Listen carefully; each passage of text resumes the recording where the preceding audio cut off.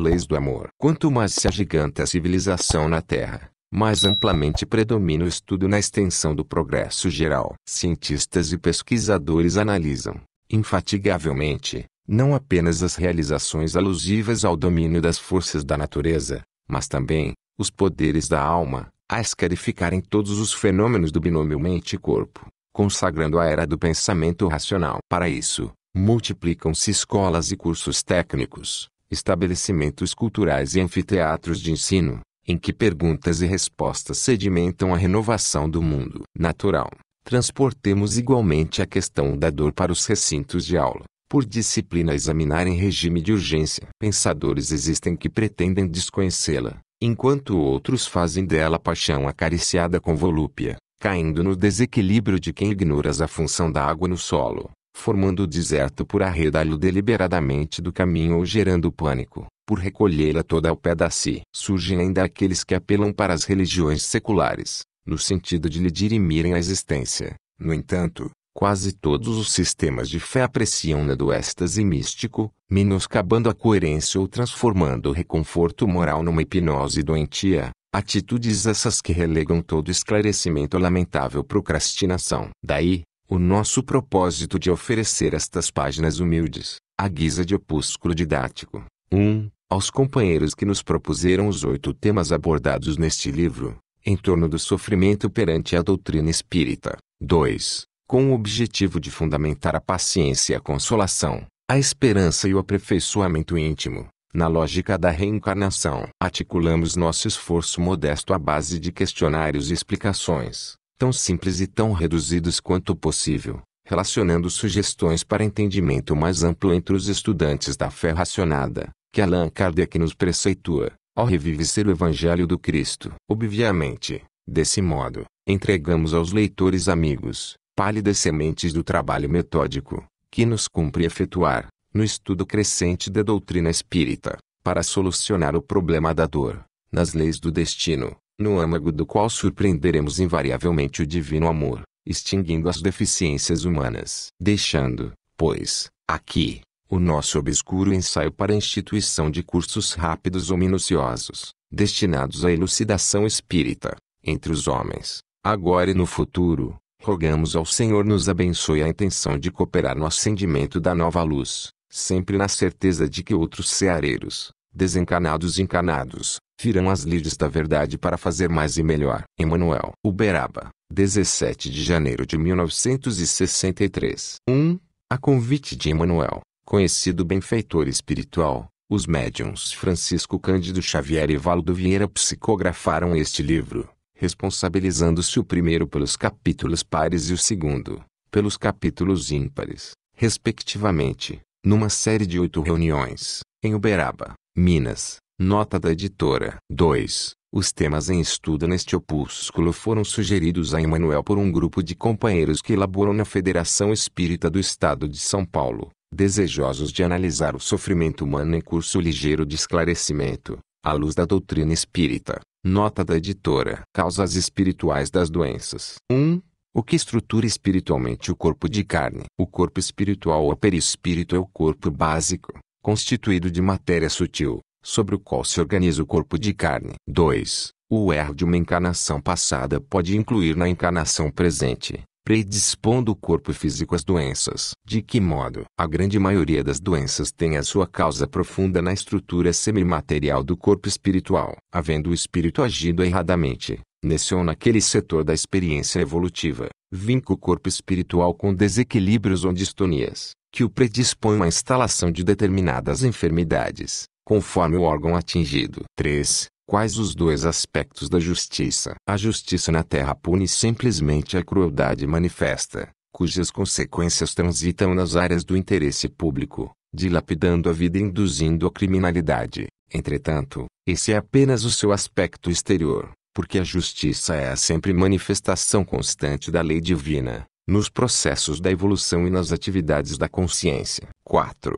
Qual a relação existente entre doenças e a justiça? No curso das enfermidades, é imperioso venhamos a examinar a justiça, funcionando com todo o seu poder regenerativo, para sanar os males que acalentamos. 5. O que faz o espírito, antes de reencarnar-se visando a própria melhoria. Antes da reencarnação, nós mesmos, em plenitude de responsabilidade, analisamos os pontos vulneráveis da própria alma, advogando em nosso próprio favor a concessão dos impedimentos físicos que, em tempo certo, nos imunizem ante a possibilidade de reincidência nos erros em que estamos incursos. 6. Que pedem, para regenerar-se, os intelectuais que conspurcaram os tesouros da alma, artífices do pensamento, que malversamos os patrimônios do espírito, rogam em peços cerebrais, que se façam por algum tempo alavancas coercitivas, contra as nossas tendências ao desequilíbrio intelectual. 7. Que medidas de reabilitação rogam os artistas que corromperam a inteligência. Artistas, que intoxicamos a sensibilidade alheia com os abusos da representação viciosa,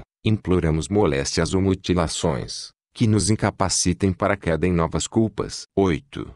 Que emendas solicitam os oradores e pessoas que influenciaram negativamente pela palavra. Tarefeiros da palavra, que nos prevalecemos dela para caluniar ou para ferir. Solicitamos as deficiências dos aparelhos vocais e auditivos, que nos garantam a segregação providencial. 9. Que providências retificadoras pedem para si próprios aqueles que abraçaram graves compromissos do sexo. Criaturas dotadas de harmonia orgânica, que arremessamos os valores do sexo ao terreno das paixões aviltantes, enlouquecendo corações e fomentando tragédias. Suplicamos as doenças e as inibições genésicas que, nos humilhando, servem por válvulas de contenção dos nossos impulsos inferiores. 10. Todas as enfermidades conhecidas foram solicitadas pelo espírito do próprio enfermo, antes de renascer. Nem sempre o espírito requisita deliberadamente determinadas enfermidades, de vez que, em muitas circunstâncias quais aqueles que se verificam no suicídio ou na delinquência,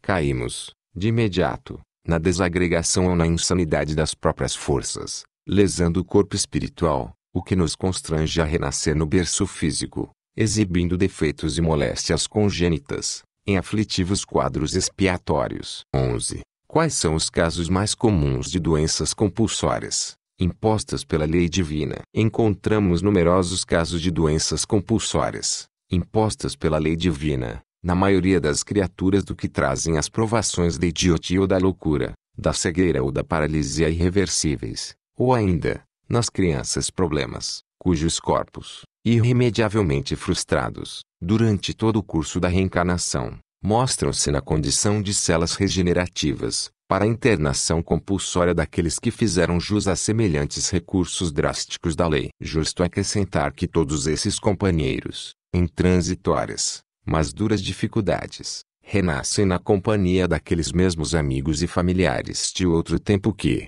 um dia, se cumpliciaram com eles na prática das ações reprováveis em que delinquiram. 12. A mente invigilante pode instalar doenças no organismo. E o que pode provocar doenças de causas espirituais na vida diária? A mente é mais poderosa para instalar doenças e desarmonias do que todas as bactérias e vírus conhecidos. Necessário, pois, considerar igualmente, que desequilíbrios e moléstias surgem também da imprudência e do desmazelo, da revolta e da preguiça. Pessoas que se embriagam a ponto de arruinar a saúde, que esquecem a higiene até se tornarem presas de parasitas destruidores, que se encolerizam pelas menores razões, destrambelhando os próprios nervos, os que passam, todas as horas em redes e leitos, poltronas e janelas, sem coragem de vencer a ociosidade e o desânimo pela movimentação do trabalho, prejudicando a função dos órgãos do corpo físico, em razão da própria imobilidade. São criaturas que geram doenças para si mesmas, nas atitudes de hoje mesmo, sem qualquer ligação com causas anteriores de existências passadas. 13. Qual a advertência de Jesus para que nos prevenamos dos males do corpo e da alma? Assinalando as causas distantes e próximas das doenças de agora, destacamos o motivo por que os ensinamentos da doutrina espírita nos fazem considerar, com mais senso de gravidade, a advertência do Mestre: orai e vigiai, para não cairdes em tentação. Parentesco e filiação. 1. A morte arquiva os serviços inacabados das criaturas humanas. No mundo, a morte parece uma estação de problemas insolúveis, arquivando serviços inacabados. Entretanto, isso é apenas aparência. 2. As consequências dos crimes obscuros dos homens terminam com a morte. Dramas passionais, crimes que não foram investigados pelos juízes humanos, tragédias íntimas e assaltos na sombra, cujos protagonistas sabemos identificar por vítimas e carrascos, não desaparecem no silêncio do túmulo, porque a vida prossegue, além da morte, desdobrando causas e consequências. 3. O princípio de causa e efeito funciona além da morte. O princípio de causa e efeito tanto funciona na existência humana, quanto além dos implementos físicos perecíveis. 4.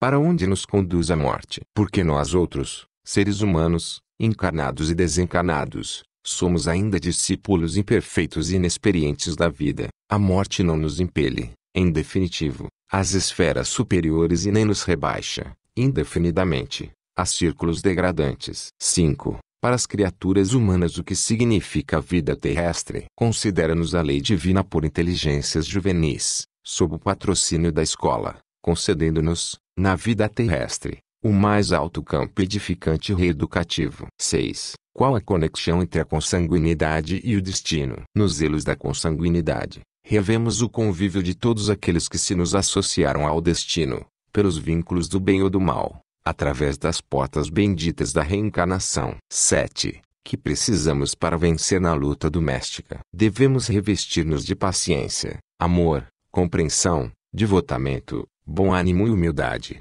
a fim de aprender e vencer, na luta doméstica. No mundo, o lar é a primeira escola da reabilitação e do reajuste. 8. O que foram, em vidas anteriores, os pais despóticos? Quase sempre, os pais despóticos de hoje são aqueles filhos do passado, em cuja mente inoculamos egoísmo e intolerância. 9. E o filho rebelde? O filho rebelde e vicioso é o irmão que arrojamos, um dia, à intemperância e à delinquência. 10. E a filha desatinada? A filha detida nos desregramentos do coração é a jovem que, noutro tempo, induzimos ao desequilíbrio e à crueldade. 11. E o marido desleal? O marido ingrato e desleal, em muitas circunstâncias, é o mesmo esposo do pretérito, que precipitamos na deserção, com os próprios exemplos menos felizes. 12. E a esposa desorientada? A companheira desorientada que nos amarga o sentimento, e a mulher que menosprezamos, em outra época,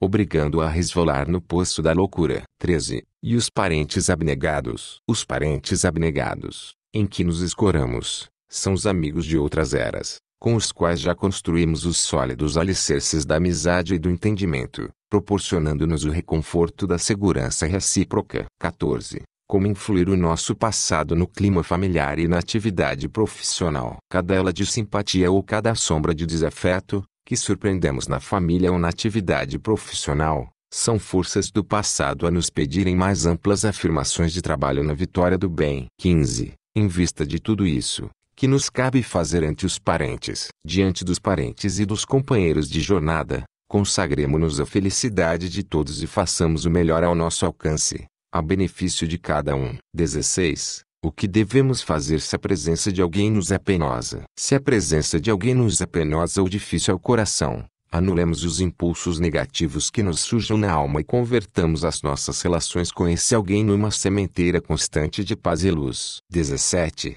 Todo laço de parentesco possui razão de ser. Ninguém possui sem razão esse ou aquele laço de parentesco, de vez que o acaso não existe nas obras da criação. Escolha social e profissional. 1. Podemos avaliar as nossas existências passadas, somente através de lutas e provações. Não nos fala o pretérito exclusivamente através das provas que nos aguilham a vida. 2. A profissão nos concede oportunidades de reajuste. Observamos as oportunidades de reajuste e aperfeiçoamento que o mundo nos concede na esfera da profissão. A criatura renasce, gravitando para o campo de serviço em que se lhe afinam disposições e tendências. 3. A que critério obedece a colocação da inteligência no campo profissional? Cada inteligência é situada no lugar em que possa produzir mais e melhor. 4. É a fatalidade que faz a pessoa escolher determinada profissão? Certamente que a situação da personalidade em determinada carreira não obedece à fatalidade. Livre-arbítrio no mundo interior comanda sentimentos e ideias, palavras e atos do espírito, constantemente. 5. Quando podemos renovar o destino? Todo dia é tempo de renovar o destino. 6. Podemos, sem dificuldade, renovar o destino, hoje mesmo. Sim. Na esfera dos deveres comuns, o espírito granjeia, através de abnegações e serviço espontâneo, valiosos recursos de ação, de modo a refundir, facilmente, os próprios caminhos. 7. A lei divina apresenta meios especiais de proporcionar-nos corrigenda e libertação. Somos defrontados nas atividades profissionais de hoje como antigos devedores da lei, chamados a funcionar no trabalho ou nas obras em que eles próprios faliram ontem, com dilatadas possibilidades de obtenção do próprio resgate, quase sempre aqueles mesmos junto dos quais se verificaram nossos próprios delitos ou deserções em existências passadas. Em nosso benefício, a lei nos faculta empreendimentos e obrigações junto deles, a fim de que possamos antipatias e inibições, respirando-lhes o clima e renteando-lhes a presença. 8. O que fazem frequentemente, hoje, os pensadores que ontem intoxicaram a mente popular. Pensadores que antigamente corrompiam a mente popular com as depravações de espírito já em via de autoburilamento, formam agora os professores laboriosos, aprendendo a ministrar disciplinas, à custa do próprio exemplo. 9. E os antigos conquistadores militares que praticaram os cessos. Tiranos que não vacilaram em forjar a miséria física e moral dos semelhantes, na exaltação dos princípios subalternos em que se envileciam, voltam, depois das medidas iniciais da própria corrigenda, na condição de administradores capacitados à distribuição de valores e tarefas edificantes. 10. E os dominadores políticos que dilapidaram a confiança do povo. Políticos que dilapidaram a confiança do povo, quando já situados nas linhas do reajuste, retornam, no comércio ou na agricultura, com valiosa oportunidade de transpirar no auxílio aquelas mesmas comunidades que deprimiram. 11.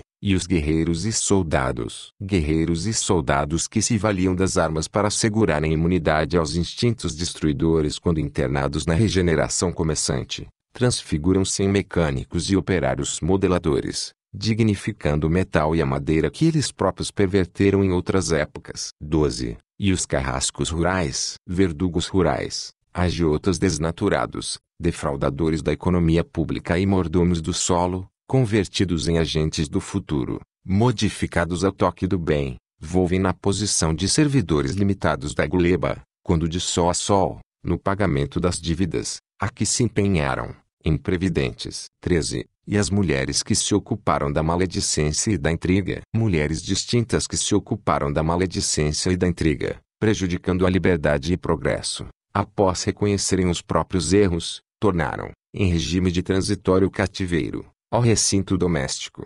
aprisionadas em singelas obrigações, junto às caçarolas e tanques de lavar. 14. O que significa, enfim, para nós, o trabalho que a terra nos dá. Refletimos na situação em que o presente nos coloca e encontraremos dentro dela os sinais do passado e usando-a, não apenas em nosso favor, mas em favor de todos aqueles que se aproximarem de nós. Reconheceremos, no trabalho que a vida nos oferece, iluminada porta libertadora para o grande futuro. Divórcio, suicídio, aborto. 1. Compreendendo que muitos casamentos resultam em uniões infelizes e, às vezes, até mesmo as profundamente antipáticas, induzindo os cônjuges ao divórcio. Como interpretar a fase de atração recíproca, repleta de alegria e esperança, que caracterizou o namoro e o noivado? Qualquer pessoa que aspire um título elevado passa pela fase de encantamento. Esfalfa-se o professor pela ascensão à cátedra. Conseguido o certificado de competência,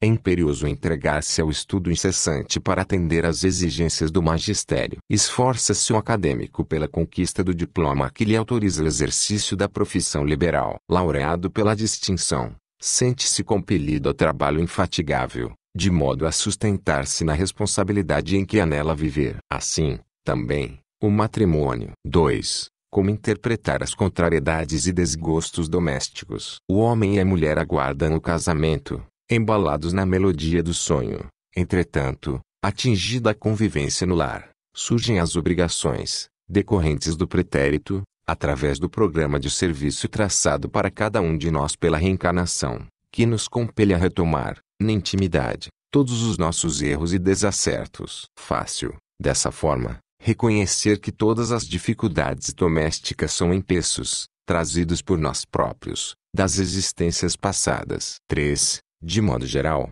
quem é, nas leis do destino, o marido faltoso? Marido faltoso é aquele mesmo homem que, um dia, inclinamos à crueldade e à mentira. 4. E a esposa desequilibrada. Esposa desequilibrada é aquela mulher que, certa feita, relegamos a necessidade e a viciação. 5. Que são os filhos problemas? Filhos problemas são aqueles mesmos espíritos que prejudicamos, desfigurando-lhes o caráter e envenenando-lhes os sentimentos. 6. Qual a função essencial do lar e da família? No caminho familiar, purificam-se impulsos e renovam-se decisões. Nele encontramos os estímulos ao trabalho e as tentações que nos comprovam as qualidades adquiridas, as alegrias que nos alentam e as dores que nos corrigem. 7. Como é encarado o divórcio nos planos superiores do espírito? O divórcio, conquanto às vezes necessário, não é caminho salvador quando lutas que se agravem. Ninguém colhe flores do plantio de pedras. Só o tempo consegue dissipar as sombras que amontoamos com o tempo. Só o perdão incondicional apaga as ofensas. Apenas o bem extingue o mal. 8.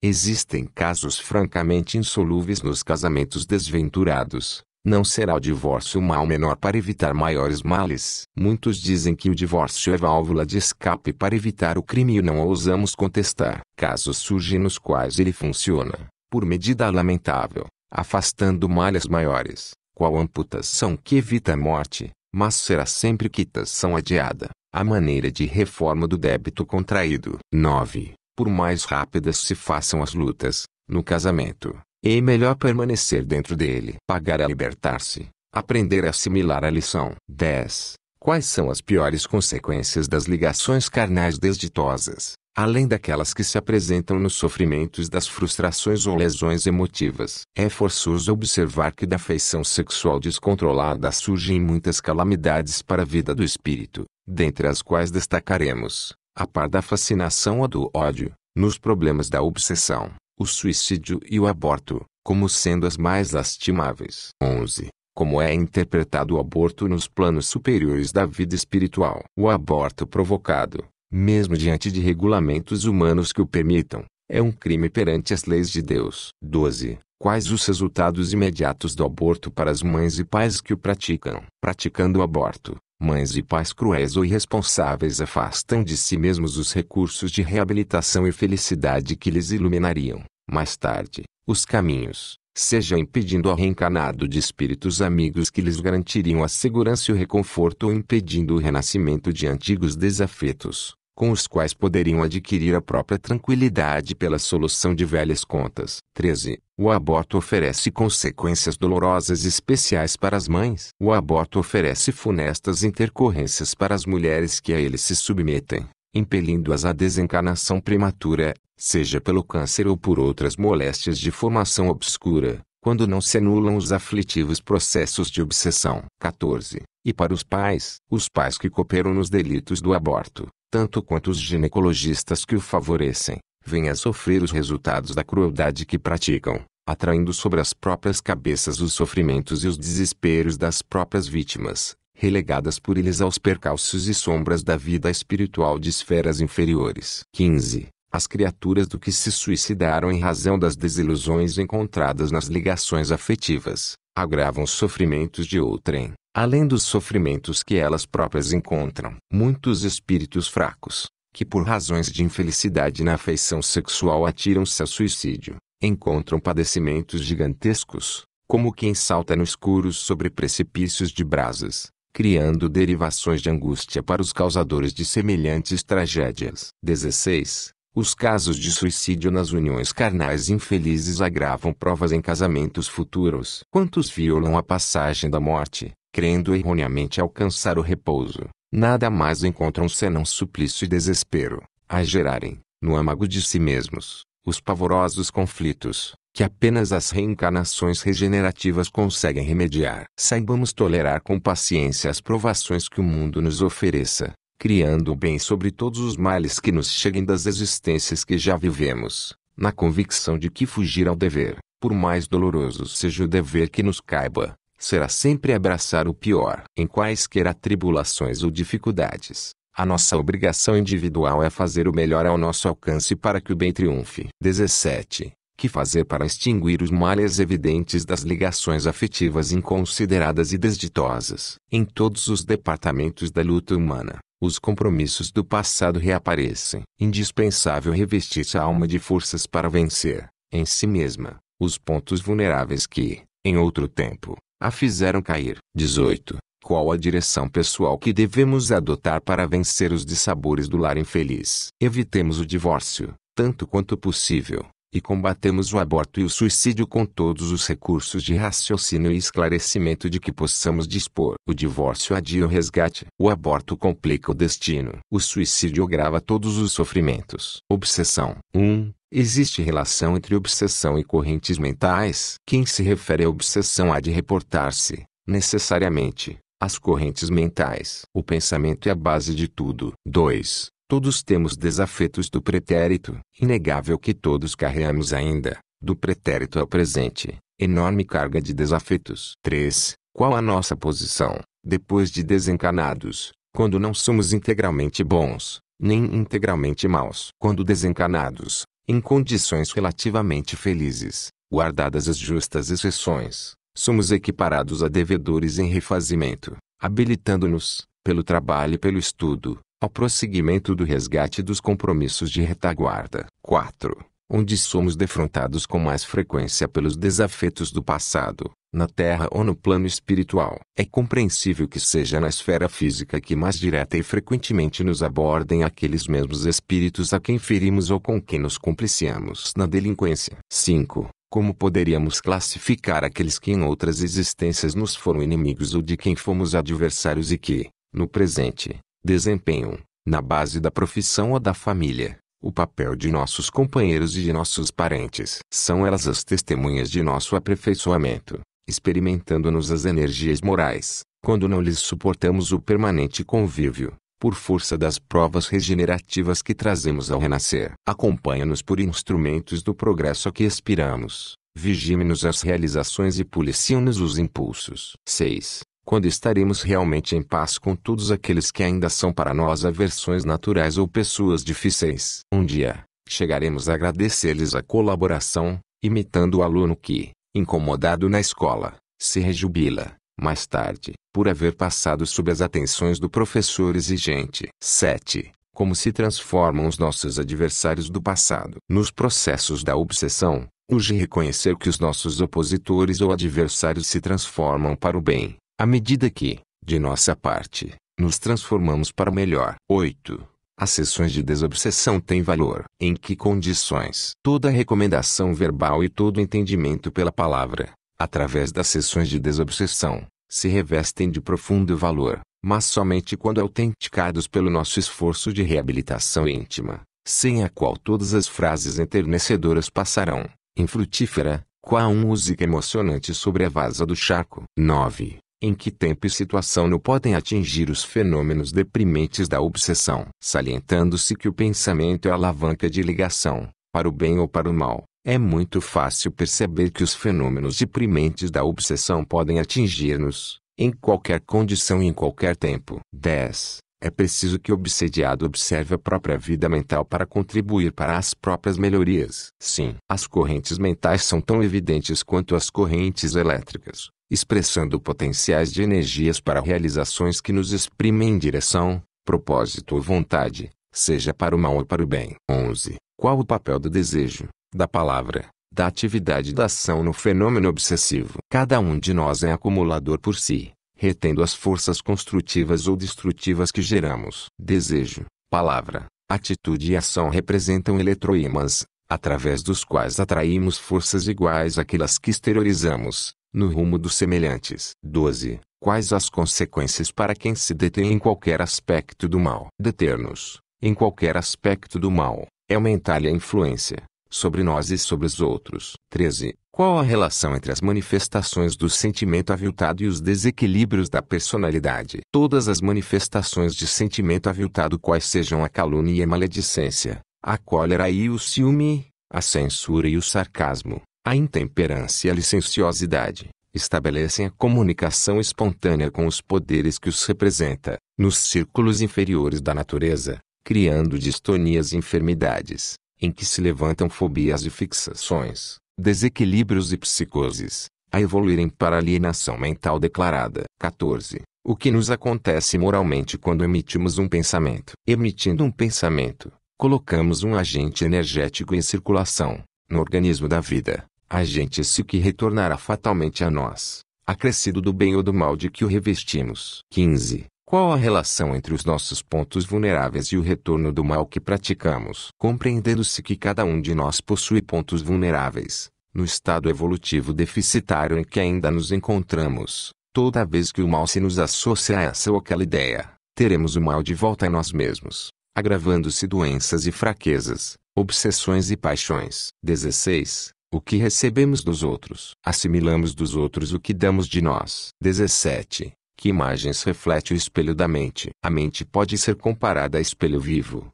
que reflete as imagens que procura. 18. Qual o nexo existente entre a obsessão e os interesses da criatura? A obsessão, em qualquer tipo pelo qual se expresse, está fundamentalmente vinculada aos processos mentais em que se baseiam os interesses da criatura. 19. As companhias têm influência na obsessão. Assevera o Cristo: busque e acharás. Encontraremos, sim, os companheiros que buscamos, seja para o bem ou para o mal. 20. Qual a solução mais simples ao problema da obsessão? Consagremo-nos à construção do bem de todos, cada dia e cada hora, porquanto caminhar entre espíritos nobres ou desequilibrados, sejam eles encarnados ou desencarnados, será sempre questão de escolha e sintonia. Consequências do passado. 1. Como podemos compreender os resultados de nossas existências anteriores? Para compreender os resultados das existências anteriores, baste que o homem observe as próprias tendências, oportunidades, lutas e provas. 2. Como entender, na essência, as dívidas ou vantagens que trazemos de existências passadas. Estudos que efetuamos corretamente, ainda que terminados a longo tempo, asseguram-nos títulos profissionais respeitáveis. Faltas praticadas deixam azeda sucata de dores na consciência, pedindo reparação. Se plantarmos preciosa árvore, desde muito, é natural venhamos a surpreendê-la, carregada de utilidades e frutos para os outros e para nós. Se nos empenhamos num débito, é justo suportemos a preocupação de pagar. 3. Qual a lição que as horas nos ensinam? Meditemos a simples lição das horas. Comumente, durante a noite, o homem repousa e dorme. Em sobrevindo a manhã, desperta e levanta-se com os bens ou com os males que haja procurado para si mesmo, no transcurso da véspera. Assim, a vida e a morte, na lei da reencarnação que rege o destino. 4. Qual a situação moral da alma no túmulo e no berço? No túmulo, a alma, ainda vinculada ao crescimento evolutivo, entra na posse das alegrias e das dores que amontoou sobre a própria cabeça. No berço, acorda e retome o arado da experiência, nos créditos que lhe cabe desenvolver e nos débitos que está compelida a resgatar. 5. Em síntese, onde permanece, espiritualmente, a criatura reencarnada. Cada criatura reencarnada permanece nas derivantes de tudo que fez consigo e com o próximo. 6. Qual a explicação lógica das enfermidades congênitas? Os grandes delitos operam na alma, estados indefiníveis de angústia e choque. Daí nascendo a explicação lógica das enfermidades congênitas, às vezes inabordáveis a qualquer tratamento. 7. O que ocorre aos suicidas nas vidas ulteriores? Suicidas que estouraram o crânio ou que se entregaram a enforcamento, depois de prolongados suplícios, nas regiões purgatórias, frequentemente, após diversos tentames frustrados de renascimento, readquirem o corpo de carne, mas transportam nele as deficiências do corpo espiritual, cuja harmonia desajustaram. Nessa fase, exibem cérebros retardados ou moléstias nervosas obscuras. 8. E os protagonistas de tragédias passionais? Protagonistas de tragédias passionais, violentas e obscuras, criminosos de guerra, aproveitadores de lutas civis, que manejam a desordem para cobertar interesses escusos, exploradores do sofrimento humano, caluniadores, empreiteiros do aborto e da devassidão e malfeitores outros, que a justiça do mundo não conseguiu cadastrar, voltam à reencarnação em tribulações compatíveis com os débitos que assumiram e, muitas vezes, junto das próprias vítimas, sob o mesmo teto, marcados por idênticos laços consanguíneos, tolerando-se mutuamente, até a solução dos enigmas que criaram contra si mesmos, atento ao reequilíbrio de que se veem necessitados, ou sofrem a pena do resgate preciso em desastres dolorosos, integrando os quadros inquietantes dos acidentes em que se desdobra o resgate do espírito reencarnado, seja nos transes individuais ou nas provações coletivas. 9. E aos cúmplices de erros e enganos. As grandes dificuldades não caem exclusivamente sobre os suicidas e homicidas comuns. Quantos se fizeram instrumentos diretos ou indiretos das resoluções infelizes que adotaram são impelidos a recebê-los nos próprios braços, ofertando-lhes o recinto doméstico por oficina de regeneração. 10. O que ocorre àqueles que provocaram o suicídio de alguém? Se levianamente provocamos o suicídio de alguém, é possível que tenhamos esse mesmo alguém, muito em breve, na condição de um filho problema ou de um familiar padecente, requisitando-nos auxílio, na medida das responsabilidades que assumimos na falência que se arrojou. 11. Que acontece aos que impelem o próximo à falência moral? Se instilamos viciação e criminalidade em companheiros do caminho, asfixiando-lhes as melhores esperanças na desencarnação prematura, é certo que se corporificarão, de novo, na terra, ao nosso lado, a fim de que lhes prestamos concurso imprescindível à reeducação, na pauta dos compromissos a que nos enredamos, ao precipitá-los nos enganos terríveis de que buscam desvencilhar-se, abatidos e desditosos. Nas mesmas circunstâncias carregamos em nós, enraizadas nas forças profundas da mente, os bens ou os males que cultivamos. 12. E o que ocorre aos desencarnados que malbarataram os tesouros da emoção e da ideia? Quando desencarnados, não fugimos à lei de causa e efeito. Se malbaratamos os tesouros das emoções e dos pensamentos na terra, deambulamos nas esferas espirituais por doentes da alma, que a perturbação ensandece, fadados a reaparecer no plano carnal com as enfermidades consequentes, a se entranharem nos tecidos orgânicos, que nos compõem a vestimenta física. 13. E aqueles que se entregam aos desequilíbrios do sexo. Nessas condições, o porvir esboça-se, nebuloso, apontando-nos graves lições de refazimento e resgate. Se abraçamos desequilíbrios de sexo, agravados com padecimentos alheios por nossa conta, aguentamos inibições genésicas, muitas vezes, com o cansaço precoce e a distrofia muscular, a epilepsia ou câncer de permeio. 14. E aqueles que perpetram crimes. Se perpetramos crimes na pessoa dos nossos semelhantes, eis-nos à frente de mutilações dolorosas. 15. E aqueles que se entregam às extravagâncias da mesa. Se nos entregamos à extravagância da mesa, arcamos com ulcerações e gastralgias que persistem tanto tempo quanto se nos perdurem as alterações do veículo espiritual. 16. E aqueles que se afeiçoam ao alcoolismo. Se nos afeiçoamos ao alcoolismo ou ao abuso de entorpecentes, somos induzidos à loucura ou à idiotia seja onde for. 17. E aqueles que se empenham em delitos de maledicência e calúnia. Se nos empenhamos em delitos de maledicência e calúnia,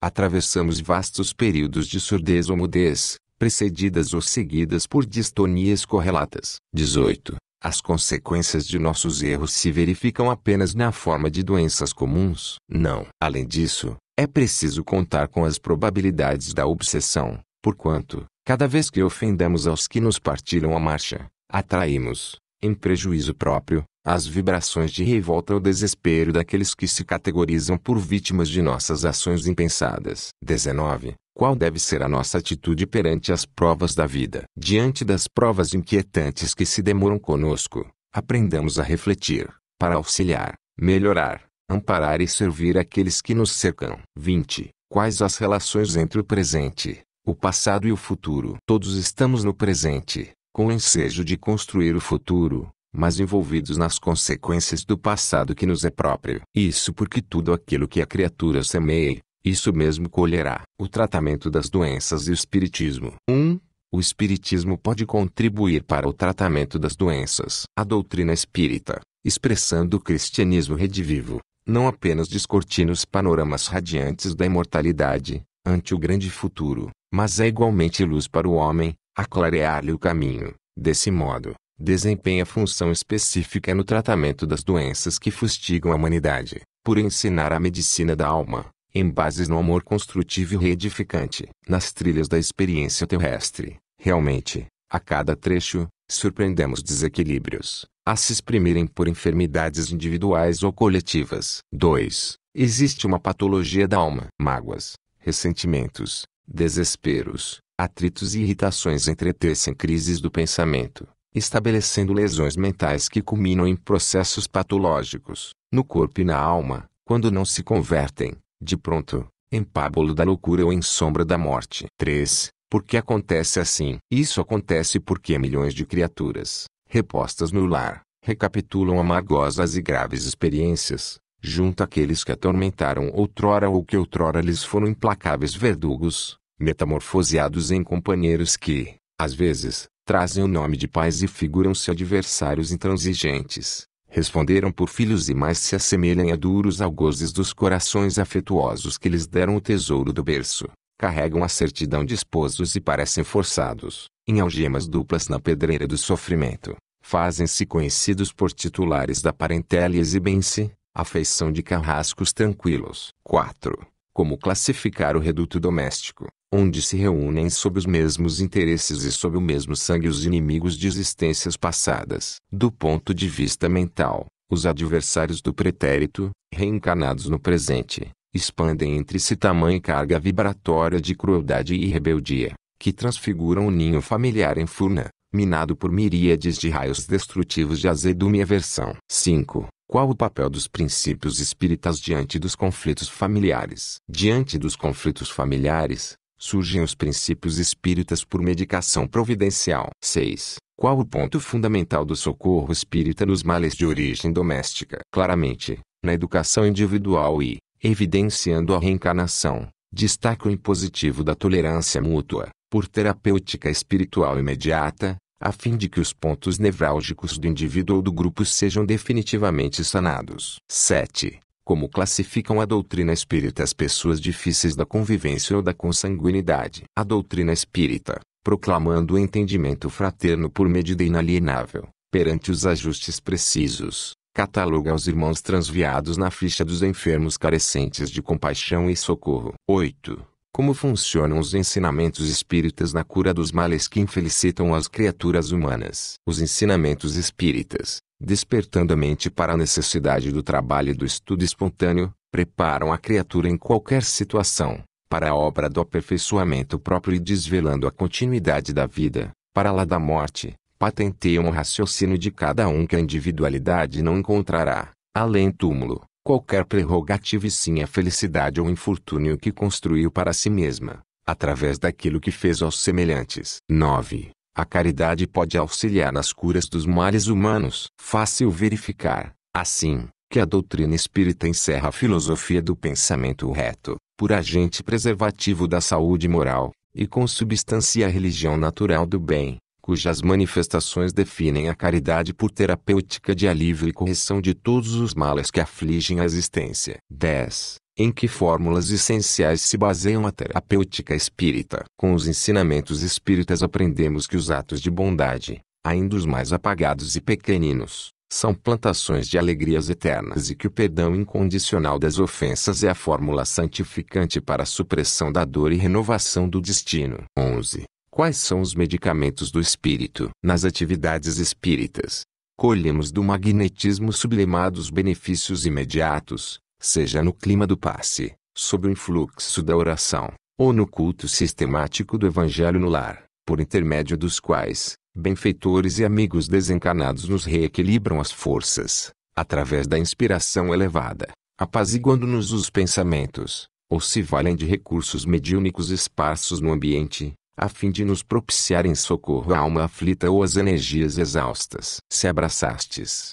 pois, a doutrina espírita, perlustra-lhes os ensinos e compreenderás que a humildade e a benevolência, o serviço e a abnegação, a paciência e a esperança, a solidariedade e o otimismo são medicamentos do espírito, transformando lutas em lições e dificuldades em bênçãos, porque no fundo de cada esclarecimento e de cada mensagem consoladora, que te fluem da inspiração, ouvirás a palavra do Cristo: amai-vos uns aos outros como eu vos amei. Redenção. 1. Quando redimiremos espiritualmente a nós mesmos, redimiremos a nós mesmos, quando compreendermos, conscientemente, ao preço do próprio raciocínio, que todos os sofrimentos decorrem das leis de amor que governam a vida. Para isso, é indispensável entendamos que todos vivemos subordinados ao princípio inelutável da reencarnação e que nos reencarnaremos, na Terra ou em outros mundos, tantas vezes quantas se fizeram necessárias, para que se nos edifique o aperfeiçoamento espiritual, seja diante dos imperativos da evolução,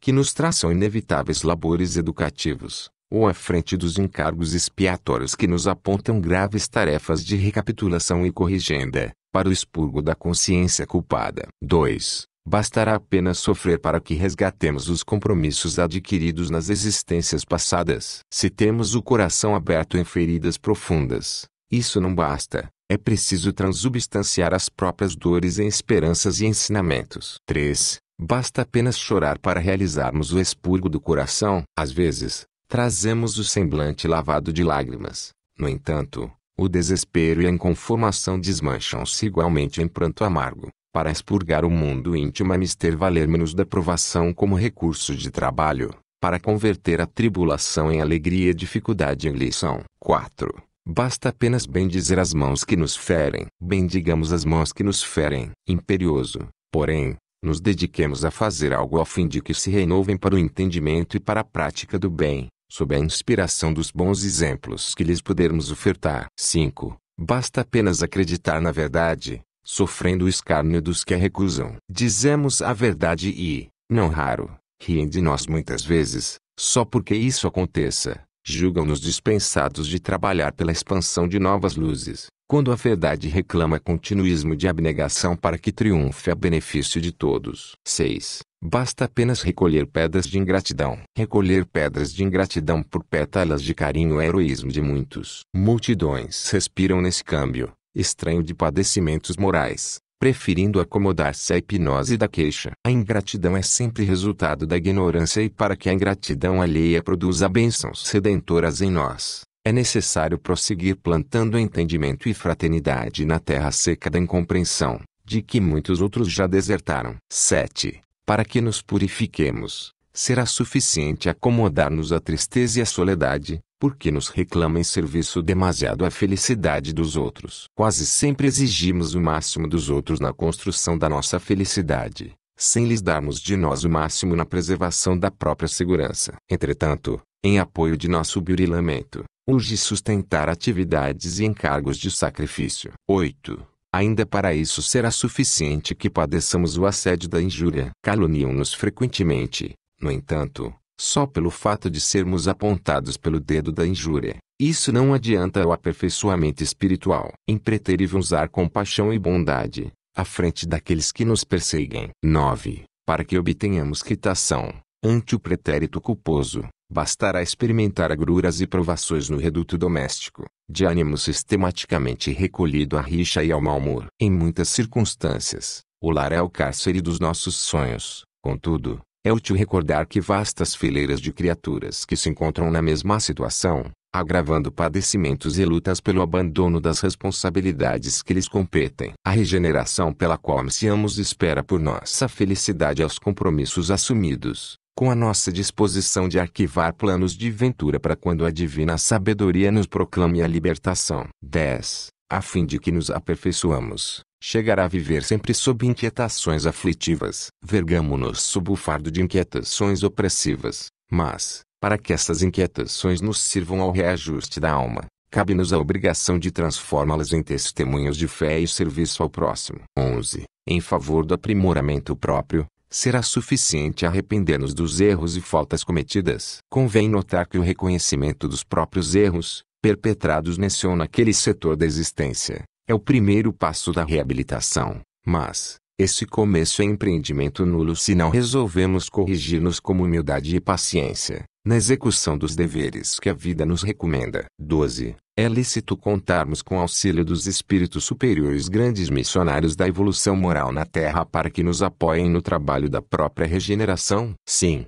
vezes inúmeras, costumamos refletir nas grandes façanhas dos espíritos valorosos que transformaram a Terra. Acolheram-se à filosofia e criaram novas formas de pensamento, abraçaram a ciência e exalçaram o progresso, elevaram-se na cultura e engrandeceram a arte, agigantaram-se no trabalho e aperfeiçoaram a vida. Entretanto, reencarnaram-se entre os homens, lavrando o solo, mecanizando atividades, burilando palavras, renovando costumes, aprimorando leis, desbravando caminhos. Todos eles, cada qual a seu modo, entregaram-nos as chaves da evolução, melhorando a vida por fora. No íntimo, porém, Seja nas horas tranquilas da existência ou nas crises de aflição que nos supliciem a alma, é forçoso lembrar que a redenção verdadeira nasce dentro de nós. Fim.